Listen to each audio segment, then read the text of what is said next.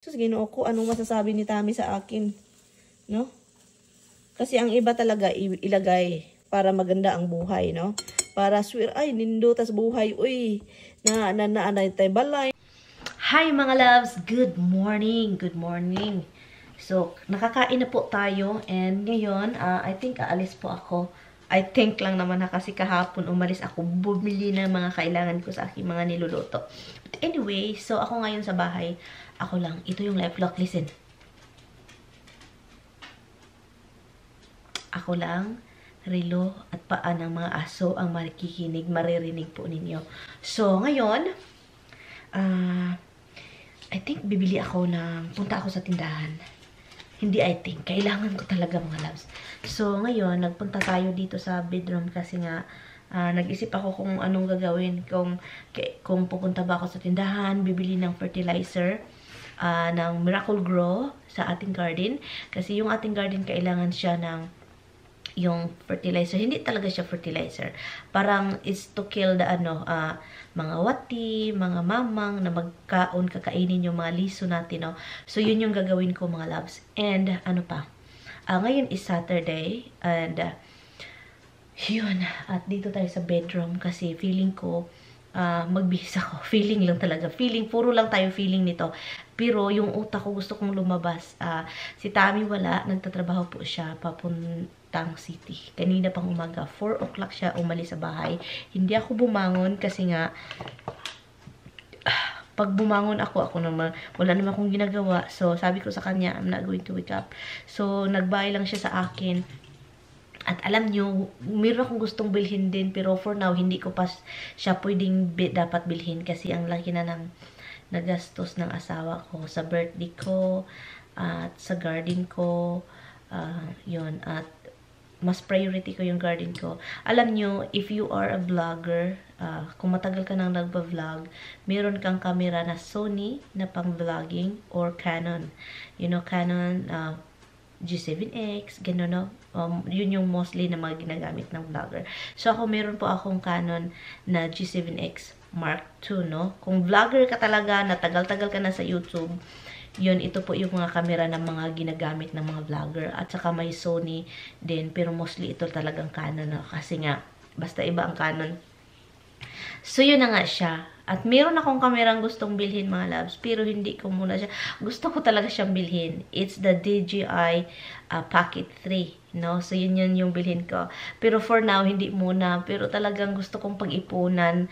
Pero paano ako makapag-ipon? Padala ako ng padala sa Pilipinas. Kailangan talagang may allowance or makakain yung parents ko doon. Kasi wala silang mga trabaho.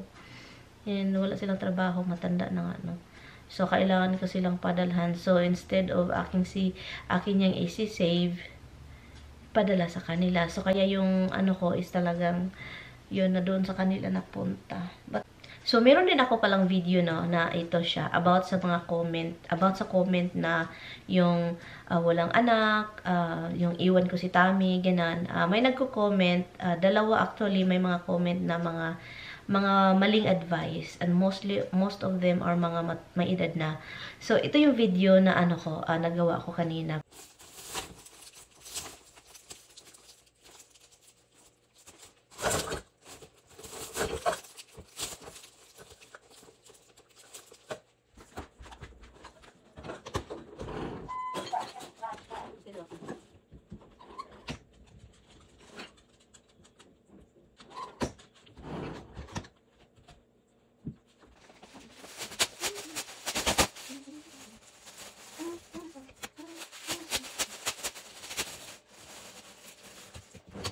So, yun, sa mga nagsasabing iwanan ko yung asawa ko, no? Kasi may mga nagsabi na iwanan mo yung asawa mo.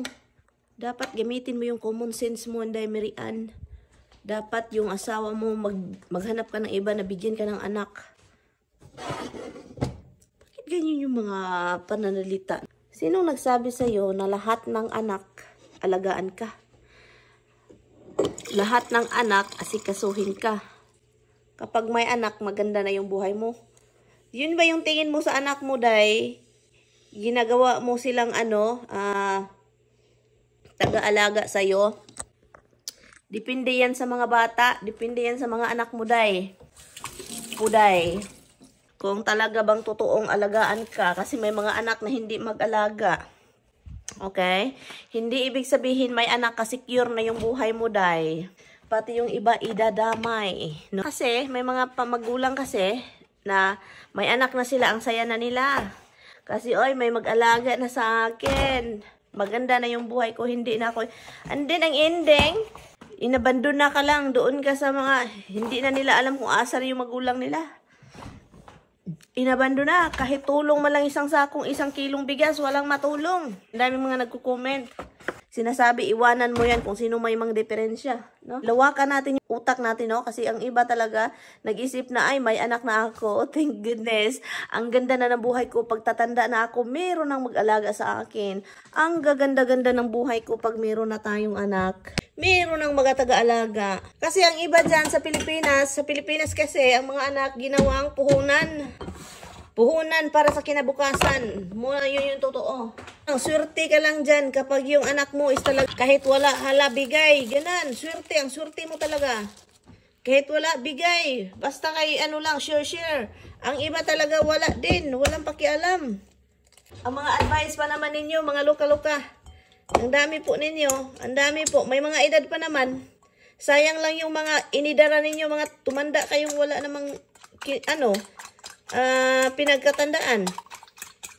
No, mag-advise pa na iwanan din. Saan kayo maghanap ng mga may edad na ng mga tao na advisean kanila na iwanan mo na yung mo asawa na dapat common sense na lang ba? Dapat maghanap ka ng anakan ka. No? Parang mahal mo yung tao, iwan mo, no? Doon ka sa isang tao na bigyan ka ng anak, kulatahin ka pa. Tatamparusin ka pa, hindi ka papakainin. Basta may anak gulang, o di ba? Ang dami niyang ganyan. Iniwan yung mabait. Pag hindi makabigay ng anak, iwan. Mabait. Yun lang, hindi natin yan makain yung bait. Ayun na nga, no? Hindi makain yung bait. Doon sa pinuntahan mo, binigyan ka, pinaburot yung tiyan mo, sinaktan ka, tinamparos ng mukha mo. O, di ba? Ang saya-saya. Doon ka. Kasi ang iba mag-advise talaga parang hindi man lang nag-isip. Kung hindi naman ako apektado mga loves kasi your opinion, I don't care about your opinion, okay? I don't really care about your opinion. I'm making a content of your own opinion. And it doesn't mean na nag-care ako. Kasi your opinion, it's not on me. It's on you, no? Diba? May kasabihang ganyan na, it's not on me. Ikaw yun eh.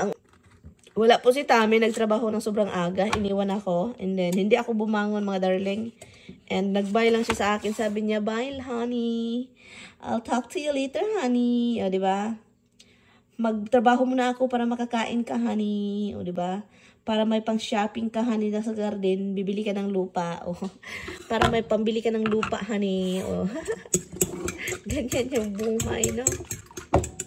Ay nako, talagang buhay na ito. Paminsan talaga makaingon jud ko na ang ubang Pilipino ba, malas-malas ang ibang mga afam sa ibang mga Pinay, masasabi ko sa inyo. Kasi nang iwan dahil hindi daw sila binigyan ng anong gusto. Iniwan dahil hindi inanakan. Ito. Parang masarap siya. Parang ang bango. Parang mabango. 3 eh. Bread. 3 breads, no? Kasi parang I love you. Kailan ito masisira? Mayo 21. Matagal pa. Matapos ko na ito. But anyway, so yun lang yung mga loves. So, hindi naman talaga ako if you see me making a content mga loves na ganito, it doesn't mean na apektado po ako. Gawa natin ng content para naman magkadulyaris din ako.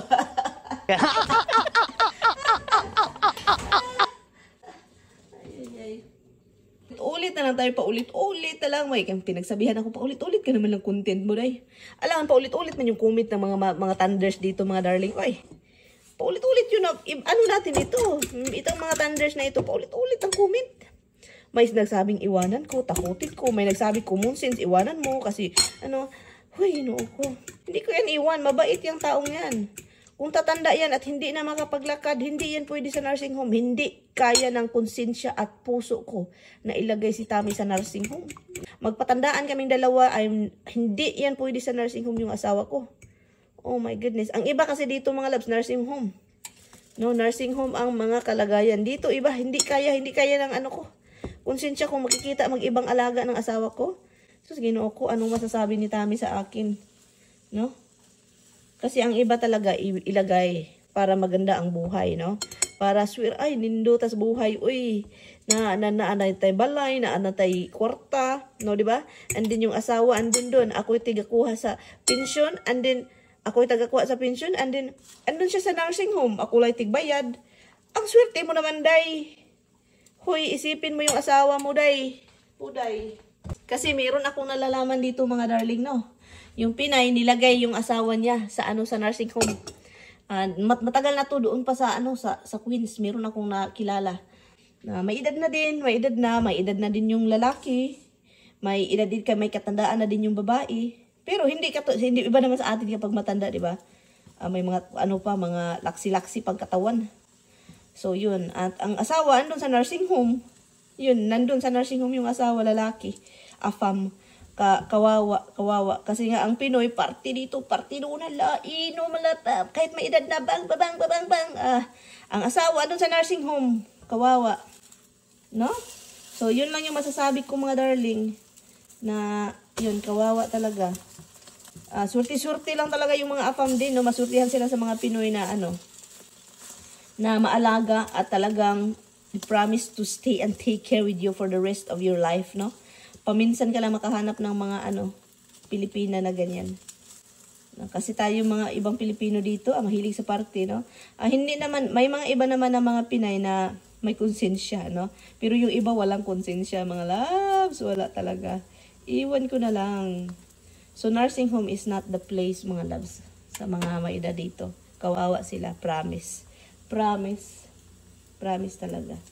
Bakit nasabi mo yan, Mirian? Uy, nag-caregiver ako noon sa nursing home. No, doon sa Westchester area. Ay, Ginoo ko. Nursing home na malaki, nandun ako. And also, nakikita ko yung biyanan ko. Nilagay sa nursing home for few weeks. Dahil sa, para ma-monitor ng doktor at saka ma-exercise ng mga, Hindi, mga labs. Naging malala ang biyanan ko. Nagganon-ganon. Hindi na makakain. Pinabayaan ng doktor, pinainom ng maling tambal. At saka yung mga, doon, mga aid. Ay, nako, wag na lang. Wag na lang. So, kaya yun, sabihin ko sa inyo, ay, nako talaga. Ang dami kong nakikita sa mga mata ko. Palagi akong nag-nursing home.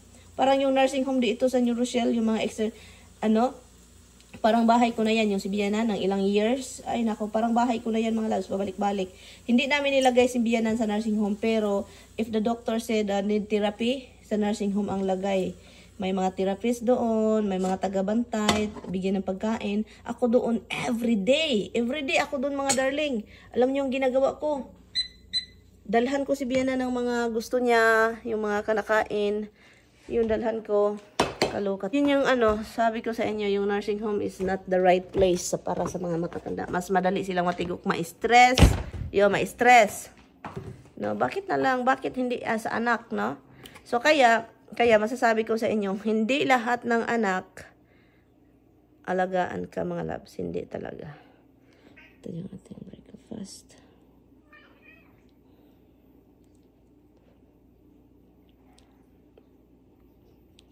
Ay, nako. Oy, sirit pod gamay, sirit. Sirit pod gamay, sirit. I give you food. Why you keep crying? I give you food. Magkape pamanday ko, eh.